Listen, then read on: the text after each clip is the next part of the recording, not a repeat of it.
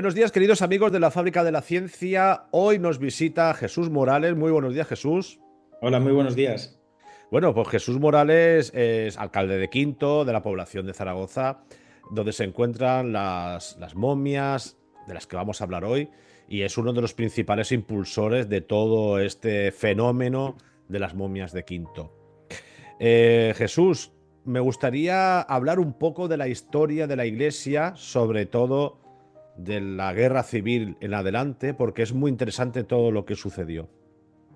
Bueno, pues sí, es verdad, la historia del edificio pues no se escribe en pocas líneas porque el Piquete, que es donde se aloja este museo, es una antigua iglesia mudéjar que se empezó a construir en el siglo XV. Más o menos las fechas aproximadas serían entre 1401 y 1416, 1420 aproximadamente. Por tanto, hablamos de más de 6 siglos, más de 600 años de antigüedad, que al final, pues durante años hemos utilizado el eslogan de que es el testigo mudo de la historia de Quinto, ¿no? Es algo que ha perdurado durante ese tiempo y ha visto tantas cosas, ¿no? Como también comentabas el tema de la guerra civil. Y es verdad que ese eslogan le hemos ido dando la vuelta y finalmente hemos dicho que ya no es un testigo mudo, sino que ahora es un testigo que habla, porque gracias al Museo de las Momias y su apertura como centro también cultural en el año 2017 ha hecho pues que este edificio vuelva a tener vida como la tuvo durante más de 5 siglos y pico hasta que se desacralizó. Sobre todo fue el impacto de la guerra civil lo que hizo que eso fuera así. Entonces, este edificio es un edificio mudéjar, construido bajo las órdenes de un alarife importante, era Mahoma Rami, el arquitecto del Papaluna, de Benedicto XIII. Este edificio ha ido ampliándose, redecorándose, adaptándose a cada una de las épocas que han ido discurriendo, ¿no? Inicialmente mudéjar, posteriormente en la etapa del Renacimiento se redecoró, se levantó un segundo ándito, un segundo camino de ronda con una galería de arquillos, se levantó la torre en un cuerpo más, que es justo además esa que veis ahí.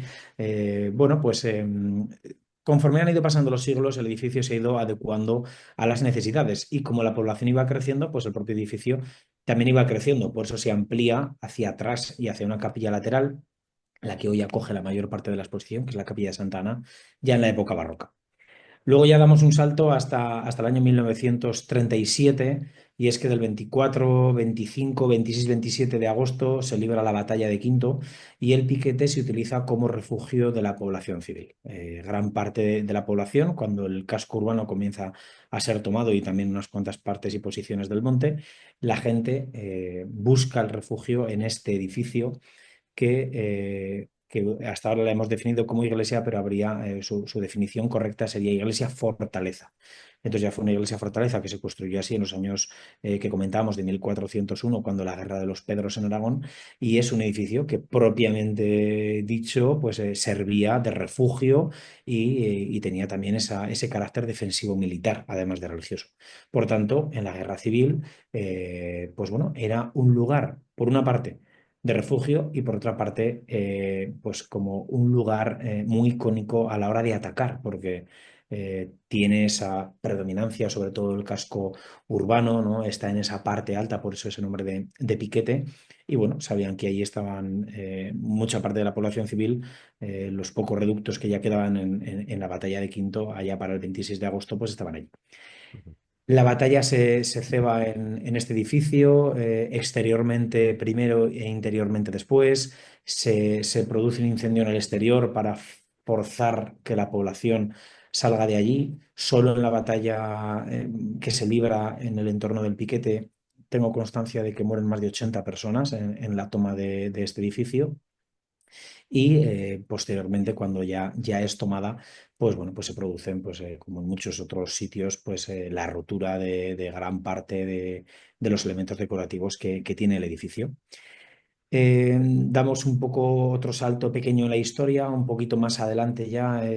Quinto, bueno, durante los 13 primeros meses está tomada por el bando sublevado, luego durante 8 meses más, desde agosto del 37 hasta marzo del 38, se instalan aquí las brigadas internacionales y posteriormente en marzo del 38 vuelve a ser tomada por el Ejército Nacional sublevado. Entonces, todo esto hace que Quinto quede totalmente devastado, no solo este edificio, sino todo nuestro casco urbano. A diferencia de Belchite, que fue una batalla también muy cruenta, donde tardaron aproximadamente 13-15 días a tomarlo, Quinto se tomó en 3, Belchite lo quisieron dejar como un elemento de, ¿no? de devastación, dejaron el pueblo viejo que hoy se puede visitar y se construyó un pueblo nuevo. Sin embargo, el pueblo de Quinto fue reconstruido. Entonces, a veces, incluso algunos medios de comunicación de aquellos momentos hablaban, ¿no? Pues que Quinto resurgía de sus cenizas y que volvía a levantarse y a reconstruirse. Y un ejemplo de ellos fue esta iglesia, la iglesia del Piquete. La iglesia del Piquete, después de la guerra, se le hizo una pequeña adaptación pues, para tapar algunas goteras, para poder celebrar algo de culto, pero eso duraría muy pocos años, hasta los años 50, aproximadamente 1950, cuando se determina que es necesario hacer la construcción de un nuevo edificio en toda la zona que Regiones Devastadas construye faldas abajo de lo que ya es el casco urbano. Quinto tiene una parte que está todo en una ladera y luego una parte de llanura que eran campos, que es donde se construye el nuevo ayuntamiento, viviendas, la iglesia parroquial que se estrena ya en los primeros años de la década de los 60 y el piquete queda en desuso. ¿Qué ocurre a partir de entonces? Pues bueno, pues lo que ocurre cuando un edificio en mal estado lo dejas abandonado, pues que el deterioro cada vez se va haciendo mayor. Y ante unos años buenos de cosechas y la falta de espacios para almacenar, la iglesia propietaria del edificio decide alquilar el edificio como silo de almacenamiento de estos cereales. Es otra cosa que termina de agravar el estado de conservación de este edificio, porque empiezan a entrar camiones, empiezan a entrar tractores, se empiezan a hundir los suelos y por tanto tienen que echar unas capas de hormigón sobre el suelo original. Y así nos vamos hasta prácticamente la década de los 80, cuando el edificio, por una parte, totalmente destrozado en la guerra civil, hay fotos que son espeluznantes de cómo quedó, del abandono de los años 50, de la utilización como silo de almacenamiento en los años 60-70, un rayo que también cayó en la torre y que terminó de prácticamente de desmontarla, más o menos en el 50%. Pues estamos ante un edificio que el edificio se caía, ¿no? Y hubo pues, un movimiento popular impulsado por el Ayuntamiento, la Diputación de Zaragoza, para consolidar esas ruinas y dejarlas, por lo menos, en un estado básico de conservación, podríamos decir. Así en el año 83 empieza la restauración, empezando por la torre. Posteriormente de unas primeras actuaciones de consolidación estructural del edificio, llega la parte de la restauración del exterior, de las fachadas, que devuelven al piquete a la antigua iglesia, pues en más o menos su estado original, como más o menos debió ser hace 6 siglos. Y cuando todo eso finaliza, llega el momento de entrar dentro. Estamos hablando más o menos del año 2008-2009. Unas primeras catas ya nos hacen ver que hay enterramientos en el interior, algo que tampoco era sorprendente porque es algo que suele ocurrir en las iglesias de estos años. Y ya en el año 2011, en la fase número 12 de restauración, se efectúa la excavación no completa, pero prácticamente completa de toda la nave central. Se saca, se demuele y se saca todo el escombro de ese suelo de hormigón que se pone para haber sido un lugar de almacenamiento de cereales. Y a partir de ahí empieza a nacer ese fenómeno de las momias de Quinto. Aparecen un montón de ataúdes, aparecen muchísimos huesos sueltos, revueltos, pues hay que hacer aquí un inciso y hablar de unas cifras. Y es que en prácticamente 3 siglos, 1085 personas fueron enterradas en el interior de este edificio. Ujú. Unos entraban dentro en función de su clase social, de su poder económico, de su situación y también sobre todo la población infantil. Y también muchos otros se han enterrados en el exterior, ¿no? Sobre todo pues, las clases más populares o las clases más austeras, ¿no? De esos 1085, como podéis imaginar, un edificio de escasamente 300 metros, 400 metros cuadrados de planta, no caben todos, aunque estén todos muy bien organizados. Por tanto, conforme iba muriendo la gente, iban enterrándolos, sacaban a unos para enterrar la caja del otro y el hueso suelto lo metían en los huecos que quedaban. Por eso, en esas fases de excavación ha aparecido tanto y tanto, tanto hueso suelto, sobre todo cráneos, fémures, caderas, ¿no? Los huesos más grandes que más tiempo tardan a ser descompuestos. Y en el año 2011 es cuando hacemos esa fase de excavación más grandota, la primera fase de excavación arqueológica del edificio, donde aparecen la mayor parte de las momias, y el siguiente salto temporal nos llevaría hasta el año 2016, que es cuando más o menos finaliza la segunda y tercera fase de excavación.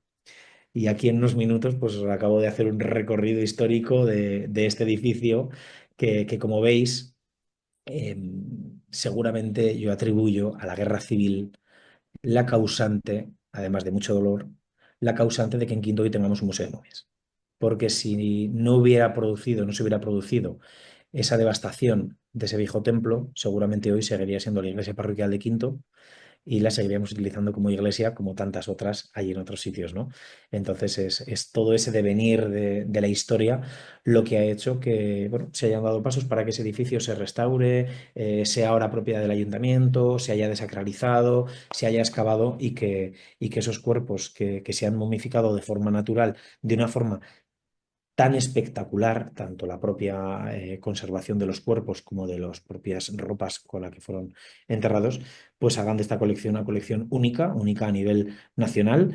Incluso no hay muchas a nivel mundial que conserven tanto los cuerpos como los ropajes en estas buenas condiciones. Y a partir de ahí es cuando empieza esa nueva historia del edificio con la aparición de las momias de Quinto y que ya nos bautiza a Quinto como el pueblo de las momias. La verdad es que me estoy imaginando ese momento en el cual sí que es verdad lo que has dicho. Muchas iglesias, por no decir todas de esa época, de la época medieval, moderna, pues las personas que podían se enterraban dentro de las iglesias. En la gran mayoría de estos centros de culto se conservaban de una forma natural, bueno, natural, que se convertían en esqueletos, pero en este caso nos encontramos momias muy bien conservadas de forma natural, que eso es importante, porque hay algunas momias que han sido tratadas de alguna forma u otra. Bueno, no quiero hablar de las de Egipto o las incas, sino en este caso aquí en España, pero estas son de forma natural. ¿Se sabe exactamente por qué se han conservado de esta manera? Sí, sí. Bueno, el tema de la momificación humana es algo que está estudiado de muchas maneras, ¿no? Incluso si ahora pensásemos en cementerios, ¿no? Está visto que en función de la posición o de la colocación de un ataúd dentro de un edificio de nichos, en función de la temporada del año o lo alto que está o bajo que está, la conservación del cuerpo o la descomposición del cuerpo es una u otra, ¿no? Pues aquí un poco también hemos hecho ese paralelismo y hemos ido aquí y hemos dicho, bueno, ¿por qué en este edificio se han momificado los cuerpos? ¿Por qué se han momificado unos y otros no? ¿Por qué se han momificado unos que están en una parte concreta y otros que están en otra parte no? Entonces, al final vas juntando las piezas de ese puzzle y todo hace pensar, por una parte, que estamos dentro de un edificio que, como hemos dicho, es una iglesia fortaleza, con unas paredes muy robustas, con unas paredes muy gruesas, que hace que los inviernos dentro del edificio no sean tan fríos como en el exterior, ni que los veranos sean tan calurosos como el exterior. Quinto es un pueblo de grandes contrastes de temperatura. Nosotros hemos podido dar en algún momento del invierno una de las temperaturas más frías de Aragón. No quiero decir que seamos más fríos que un pueblo del Pirineo, por supuesto que no, pero hemos podido dar en algún momento puntual del invierno 6, 7, incluso 8 grados bajo cero. Y hemos podido dar en verano la temperatura más alta de toda España. De hecho, casi todos los veranos, un día del año o dos, Quinto sale en los medios porque registramos temperaturas de 47, perdón, de 43 grados y medio, incluso casi 44. Hay sitios en España que dan 46, pero bueno, hay momentos del año que damos la temperatura Mm. más alta. Por tanto, fijaros, la oscilación térmica entre los -6, -7, -8 hasta los 44 hablan de prácticamente 50 grados de temperatura que puede cambiar. Es un cuerpo o a cualquier material, eso le afecta. Eso le afecta, ¿no? La oscilación térmica, y más si es rápida, le afecta a su descomposición, a su deterioro. Pero dentro del edificio, escasamente la oscilación térmica es de 20 grados porque rara vez baja a menos de 4 grados en invierno y rara vez sube más de 24 o 25 grados en verano. Por tanto, el hecho de que no haya grandes contrastes de temperatura también hace que los cuerpos no estén sometidos a ese estrés térmico y, por tanto, la descomposición pues, pueda ser más lenta o incluso en algún momento se pueda hasta paralizar. Y luego hay otro asunto también muy importante y es que Quinto tiene un clima extremadamente seco. Aquí en Quinto, raro año, se superan los 300 litros por metro cuadrado. Es casi un clima desértico o semidesértico, teniendo en cuenta que estamos justo en la ribera del Ebro. Pero este museo, este edificio, está ya justo en la falda de lo que sería el monte y llueve muy poco. Pues además, en este edificio, además del tipo de tierra, de esta sequedad que tenemos en el ambiente, da la casualidad que en la parte donde aparecen todas las momias, al lado, hay una cripta.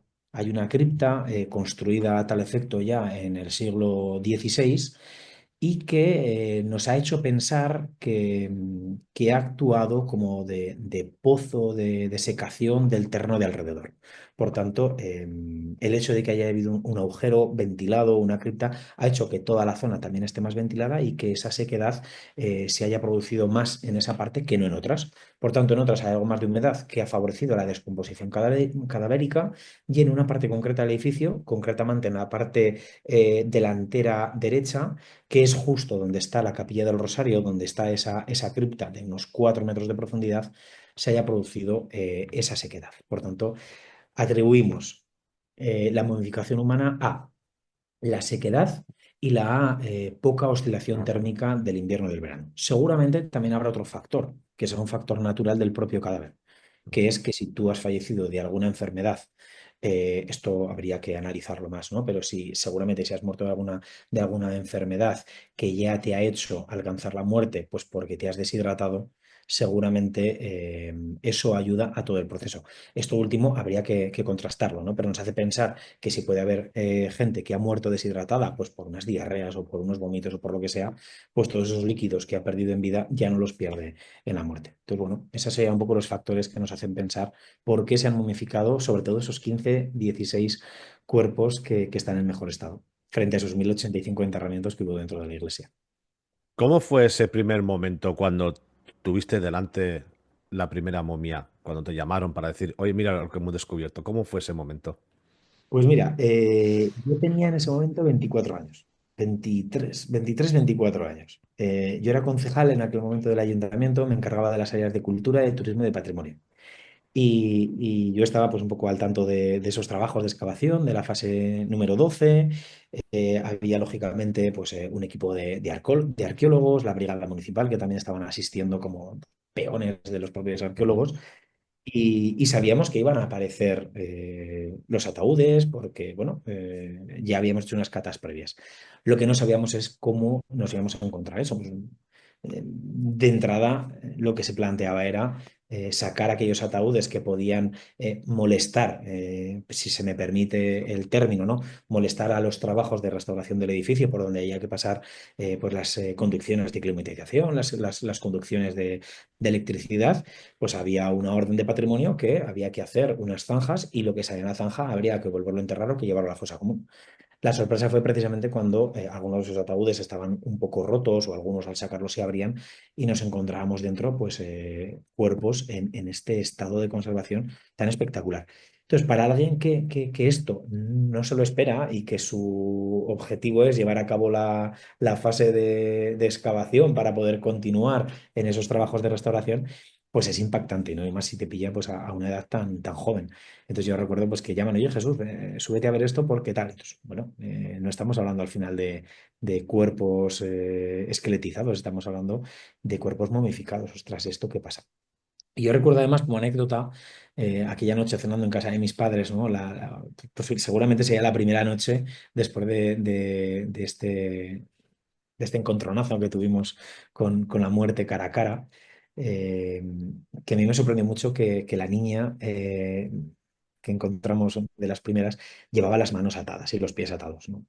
Luego hemos ido aprendiendo muchas cosas, pero hay que recordar que tampoco había muchos antecedentes en donde fijarnos y a quién preguntar. Yo tenía la sensación de que aquellas momias las habían enterrado vivas. Quería pensar que las habían enterrado vivas, que estaban con las manos atadas. ¿No? Y decía, ¿y por qué estarán con las manos atadas? Pues yo qué sé, pues es que igual esta persona la enterrado. Lógicamente, el raciocinio te dice, no, ¿cómo los van a enterrar vivos? Pero ¿por qué están con las manos atadas, ¿no?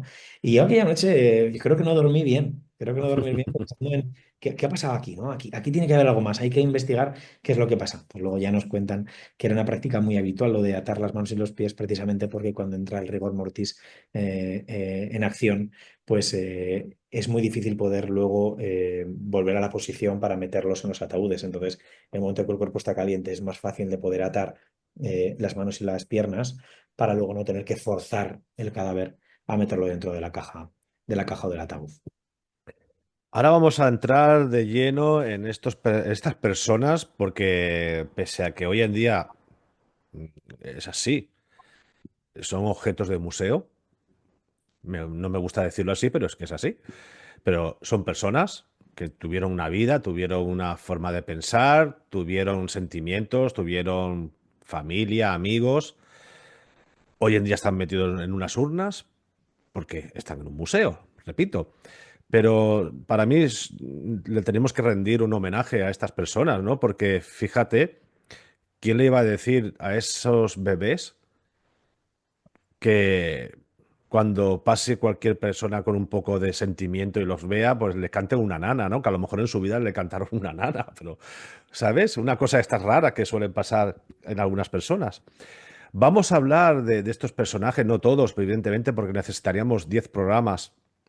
Necesitaríamos 10 programas para poder hablar de cada personaje, pero vamos a hablar de los principales, de todo lo que podemos saber, porque la verdad es que hay algo asombroso. Y por eso invito a todos los seguidores de la Fábrica de la Ciencia que visitéis este museo, porque no solamente vais a ver momias, sino también vais a ver atuendos, ropas, rosarios, zapatos, que gracias a estos zapatos también podemos saber a qué periodo pertenecen, porque no dejaba de ser una moda en su momento. Entonces, vamos a hablar de alguno de estos personajes, de lo que podemos saber de ellos. Pues sí, bueno, sería mucho más, la explicación sería mucho más rica si la pudieran hacer alguna de las guías compañeras del museo o Mercedes González, que son las personas que realmente han estudiado todo lo que se puede sacar, ¿no? de estas momias. Pero bueno, yo he estado cercano a ellas mucho tiempo y como hemos comentado anteriormente, ya participé en la fase de excavación en el año 2011 hasta la apertura del museo. Al final, aunque no con un conocimiento tan técnico y tan detallado como tienen las compañeras, sí que de alguna forma pues, me ha permitido tener una visión general de este proyecto, que además pues, fue un poco también, no quiero decir que sea un proyecto personal, porque no lo es un proyecto de mucha gente, de un equipo muy grande, de personas que han querido apostar por esto, pero es verdad que cuando yo concurrí a la alcaldía, uno de mis proyectos como propuesta política era la puesta en marcha del Museo de las Momias, algo que también de entrada podía generar controversia por lo mismo que acabas de decir tú. Al final son personas que vivieron, murieron, se les enterraron para que descansaran en paz por los siglos de los siglos y ahora de repente están dentro de unas vitrinas acristaladas. Pues bueno, hablemos de ellas porque al final son las protagonistas del museo. Y una de las cosas, Jorge, que nosotros hemos tenido en cuenta desde el primer momento es esto precisamente que tú acabas de decir. Son vecinos nuestros, son antepasados nuestros y merecen todo el respeto, dentro de que además son unos bienes arqueológicos y que además son museables. Por tanto, hemos tenido que bailar dentro de este juego, ¿no? Hemos tenido que estar encima de ese hilo, viendo cómo podemos hacer todo esto sin levantar tampoco demasiada controversia, porque no es nuestro objetivo. El objetivo del museo es la difusión histórica, cultural, antropológica de todo lo que allí ha aparecido, pero no lo hacemos con vasijas de barro o lo hacemos con minerales, o lo estamos haciendo con antepasados nuestros que vivieron aquí 2, 3 siglos antes. Por eso una de nuestras premisas es que se trate todo con el máximo respeto, con el máximo cuidado y con el máximo decoro posible, dentro de que sabemos de qué estamos hablando. Nosotros nos hemos fijado en lo que han hecho en otros museos y no es con ánimo de criticarlo, ¿no? Pero, por ejemplo, no, nunca quisimos exponer las momias de forma vertical, que Ujú. en algún museo, por ejemplo, hemos visto que las momias están colocadas con unos soportes de forma vertical, porque estas personas fueron enterradas en posición horizontal y consideramos que así deben de permanecer. Y además también están expuestos, están colocados en el museo con las ropas con las que fueron enterrados. No se les ha desprovisto de esas ropas, excepto un par de ellas que estaban totalmente deterioradas y que se les ha tapado alguna de sus partes por mantener ese respeto, ese pudor y bueno, al fin de cuentas, incidir en lo mismo, ¿no? No hemos querido convertir este museo en un parque de atracciones de muertos. No es esto. Ujú, Es un espacio cultural de encuentro con la muerte para que la gente también en este mundo, ¿no? En esta cultura nuestra, la española, en la que la muerte la vemos de una manera, pero que si habláramos de mexicanos hablaríamos de otra forma, si habláramos de europeos del norte hablaríamos de otra forma, si habláramos de los hindús sería otra cosa o de los chinos. Al final el tema de la muerte está en la vida de cada uno de nosotros y precisamente este museo lo que permite es encontrarte con un tema que muchas veces hemos intentado apartarlo como si no fuera parte de algo que nos va a ocurrir a todos, ¿no?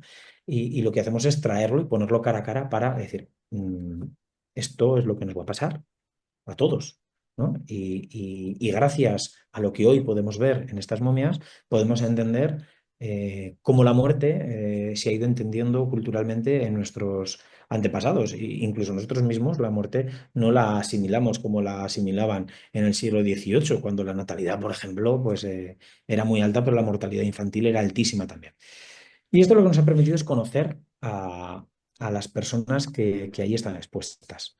Tenemos 7 cuerpos adultos, varones y mujeres.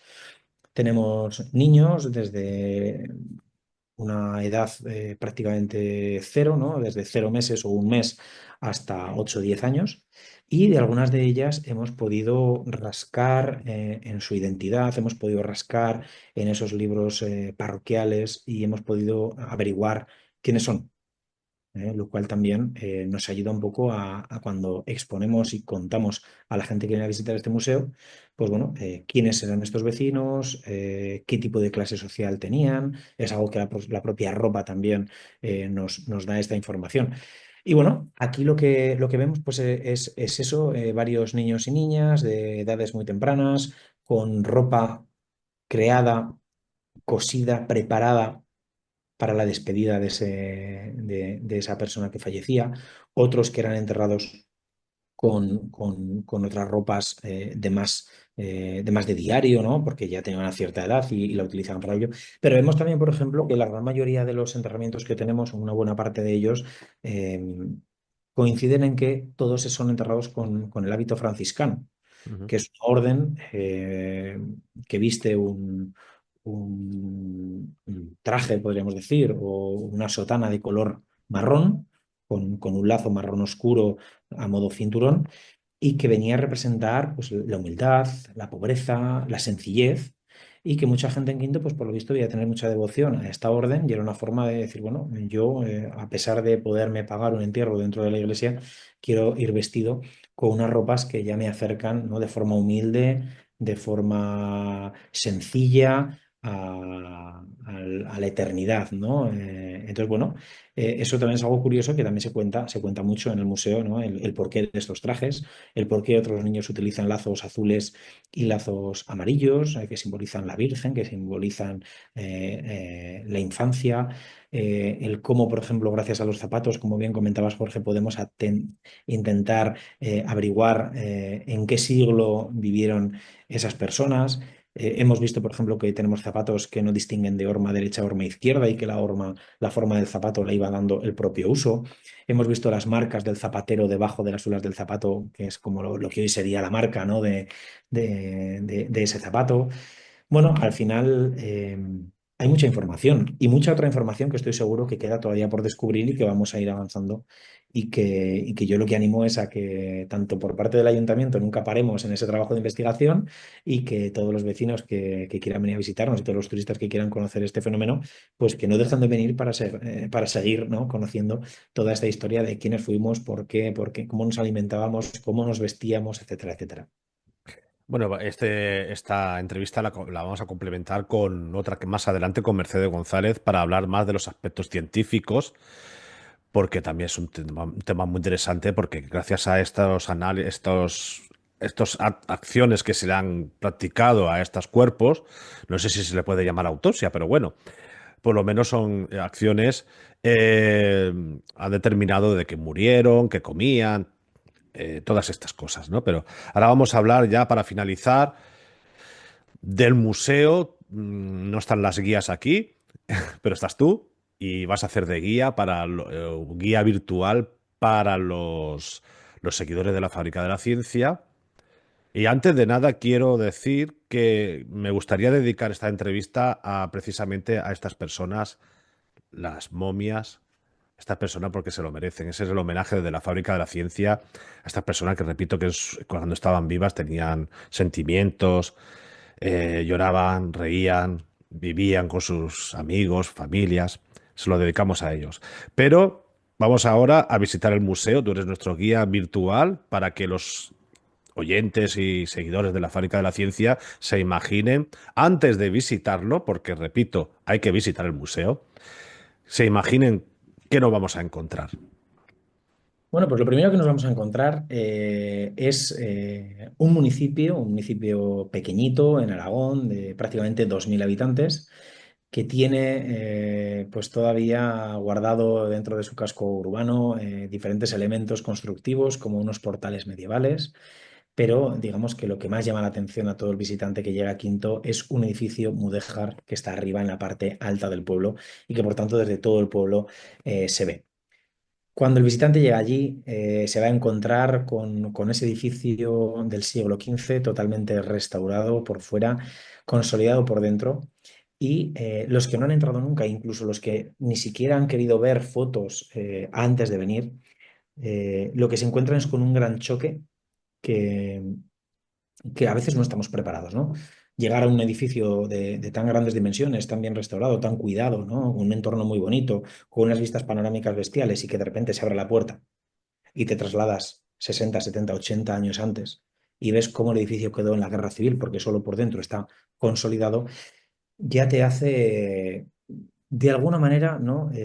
Pensar que estás en un sitio especial, en un sitio con cierta energía, en un sitio en el que ostras, tienes muchos sitios donde mirar, ¿no? Porque pasan muchas cosas, desde grafitis con tiza de los tiempos que estuvo cerrado y la gente se colaba por allí y escribía cualquier barbaridad, a textos que pocos años después de la guerra, gente que pasaba por allí dedicaba a personas que allí murieron. Pero bueno, entramos en el edificio y todo eso crea una atmósfera bastante especial, de respeto, de recogimiento. Es la verdad que llamativo. Una vez que estamos dentro, tenemos un espacio muy grande, la nave central, más o menos unos 35 metros de larga, 16 de altura y 8 de anchura, una nave bastante impactante con un color predominante gris, porque en su día, en los últimos años, seguramente pintaron la cúpula de color blanco, las bóvedas de color blanco, pero con esos incendios que comentábamos de la guerra, todo adquirió un color negruzco, grisáceo, y la nave central prácticamente siempre es un espacio diáfano, a veces tenemos alguna exposición temporal, alguna vez la quitamos, pues es un espacio diáfano donde vemos un suelo de cemento pulido gris, solo roto por unos 21 metros cuadrados de una zona cristalada, desde la que podemos ver las fosas donde estaban los ataúdes, los siglos islámicos que nos dicen que antes de este edificio, en esa misma ubicación, hubo un castillo árabe. Y también vemos el muro de una de las ampliaciones del edificio. Vemos el muro original mudéjar, que luego fue demolido para ampliar en dos cuerpos más la iglesia hasta tener la configuración actual que sería de la época barroca. Una vez que estamos dentro, las guías nos cuentan por qué este edificio ha llegado a estar como está, que es lo que hemos hablado sobre todo de la guerra civil anteriormente. Ahí hacen un repaso histórico del mudéjar, de la guerra civil, del por qué el edificio queda en tal estado. Y ya una vez que hemos contextualizado el por qué, ya vamos a algunas de las capillas donde vamos a ver las momias. El edificio tiene 9 capillas a izquierda y derecha del edificio, todas son más o menos pequeñitas, excepto una, que es la capilla de Santa Ana, que se construye más o menos en 1500, en 1750, es barroca y se dedica a Santa Ana porque es la patrona de Quinto. Entonces es en esa capilla donde se expone la mayor parte de los cuerpos, pero hay tres que no están dentro de esa capilla, están en las capillas pequeñas laterales. Además, en el edificio vamos a encontrar unos paneles con información sobre la excavación arqueológica, unos paneles que nos hablan sobre el propio deterioro del edificio en la guerra civil, sobre su construcción, sobre rituales, sobre el porqué de la momificación, sobre estudios que se han hecho de ellos, de forma que la gente puede ir por ahí viendo y leyendo lo que quieran. Esos paneles, además, con un QR se pueden traducir al inglés y al francés, pero nosotros siempre decimos que recomendamos que todo aquel que nos visite haga la visita guiada. Porque en esa visita guiada las guías te acompañan durante todo este recorrido, te sitúan ante lo que vas a ver durante unos primeros 20 minutos y luego ya vamos a ver las momias. Entonces el impacto es menor cuando ya te están contando el porqué de las cosas y van preparándote al visitante de alguna manera para lo que vas a ver. Ujú. Ha habido veces que algún visitante entra y dice, no, no, no quiero la visita guiada y va directamente a la capilla de Santa Ana y cuando giras y ves de repente esas vitrinas oscuras con unas campanas de cristal, con los focos iluminando los cuerpos, el impacto es sorprendente. Es un impacto que de entrada hay gente que le llama mucho la atención.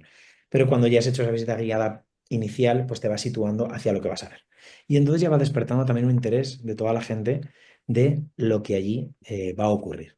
Y entonces con todo ese respeto, con todo ese silencio, pues la guía va recorriendo cada una de las vitrinas y va contando la información que de cada una de las momias ya tenemos. Esa información que Mercedes te contará Jorge en otros programas, ¿no? Pero información que podemos adelantar, por ejemplo, de cómo una semilla de uva hemos podido extraerla de uno de los cuerpos e incluso hemos intentado que germine esa semilla, pero no ha dado sus frutos. Bueno, son cosas que ahí se van a poder ver. Y no solo los cuerpos, y no solo esas ropas, y no solo los zapatos, sino que también hay una serie de exposiciones de artículos expuestos en unas vitrinas más pequeñas con piezas arqueológicas de diferentes materiales, cerámica de Teruel, cerámica de Muel, alabastro, algo muy, muy importante en nuestro pueblo porque tenemos canteras de alabastro aquí, pero también tenemos vinajeras, los útiles con los que los curas, los sacerdotes oficiaban en aquellos momentos. Y es que, claro, los sacerdotes también eran enterrados dentro del edificio. Y además lo hacían habitualmente con su ropa y con los útiles que habían utilizado durante su vida para hacer los oficios, ¿no? Entonces, bueno, pues también es algo que vamos a poder ver allí. Rosarios de plata, rosarios de semilla, monedas, pendientes de oro, todo este tipo de cosas con la que la gente quería ser enterrada y conservarlos durante toda su vida, pues también los seguimos teniendo en el museo expuestos. Pues al final es un viaje, ¿no? Un viaje temporal, visualmente, conceptualmente en el edificio, un viaje por 6 años, por 6 siglos de historia. Y luego, lógicamente, pues un viaje por la muerte, por el final de la vida, y nos permite conocer pues, cómo eran esos rituales, por qué se enterraba a la gente de esta manera o de otra. Y todo eso es lo que se puede ver en el Museo de las Momias. Se puede ver también pues un montón de pinturas, algo de escultura o tallas en soportes de yeso en algunas de las capillas y de partes decoradas que todavía se mantienen.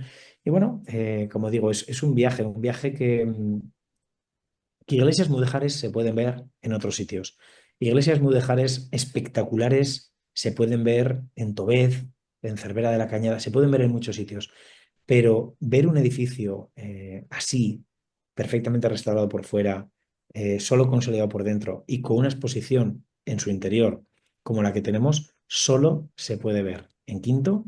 Y me atrevo a decir que a lo mejor en algún otro lugar del mundo. Pero bueno, en España me atrevo a decir que solo aquí. La verdad es que se te nota emocionado cuando estás explicando todo esto porque, claro, tú eres de Quinto, entiendo, y son tus antepasados. Una pregunta ya, y ahora sí que ya finalizamos. Quinto, ¿de dónde viene ese nombre? Pues Quinto su nombre viene del topónimo Quintus. Quintus es la traducción de el quinto en romano.